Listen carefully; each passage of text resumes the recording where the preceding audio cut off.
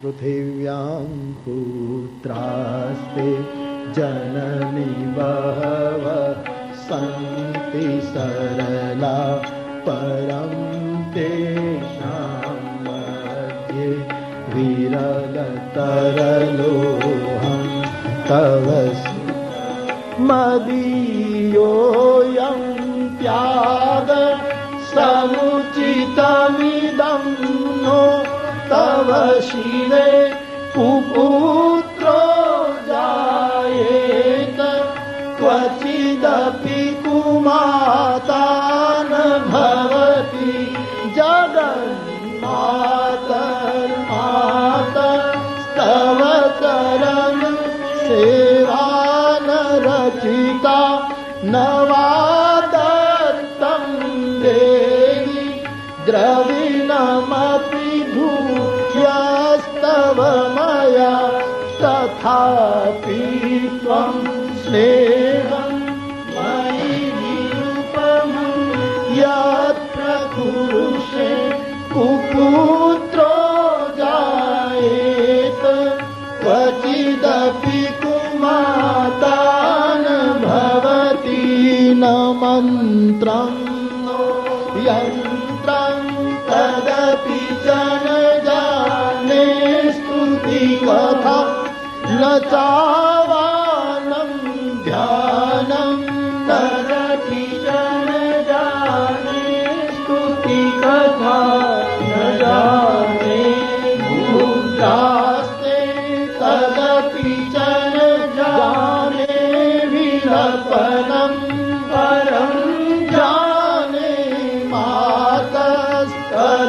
मातस्तदनुशरणं क्लेशहरणं ज्ञानेन द्रविणमप्रहेणालसतया विधेया शक्यत्वं तव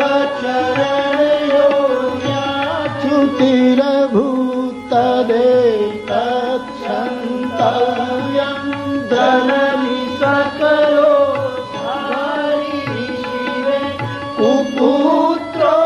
जायेत क्वचिदपि कुमाता न भवति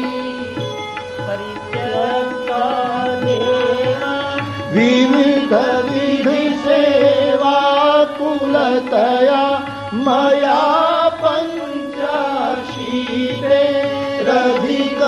पञ्चाशीतेरधिकमपनीते तु वयसि इदानीं चेन्मात्र तव यदि कृपा नापि भविता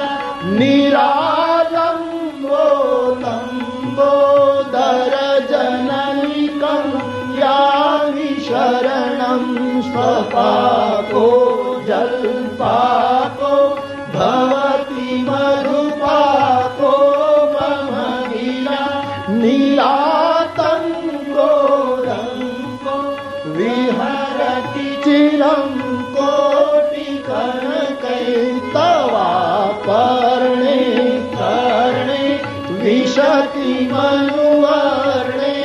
फलमिदं जनको जानीते जननि जपनीयं जपविधोचिता भस्मा लेपो गरलमशनं दीपटधरो जटाधारी कण्ठे भुजगपतिहारी पशुपति कपाली भूतेशो भजति जगदीशैकपदवीं भवानी पक्वाणि ग्रहण परिपाटी फलमिदं न मोक्षस्याकाङ्क्षा न च विभववाञ्छापि जनने न विज्ञानापेक्षा शशिमुखिसुखेच्छापि न पुनः अतस्त्वां संयाचे जननि जननं यातु मम वै मृदा भवानी निजपद साधितासि विधिना विविधोपचारे किं वृक्षचिन्तन परे न कृतं वचोभिः त्वमेव यदि किञ्चन मय्यनाथे दत्ते कृपामुचितमम्ब परं तवैव आपत्स्मरणं त्वदीयं करोमि दुर्गे करुणावतेषि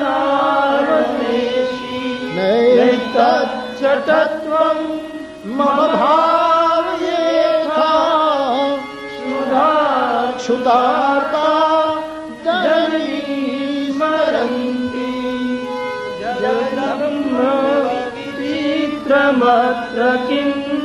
परिपूर्णा करुणास्ति चेन्मयि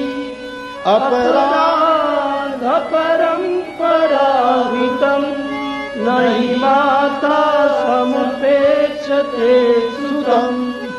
मत्समपाती नास्ति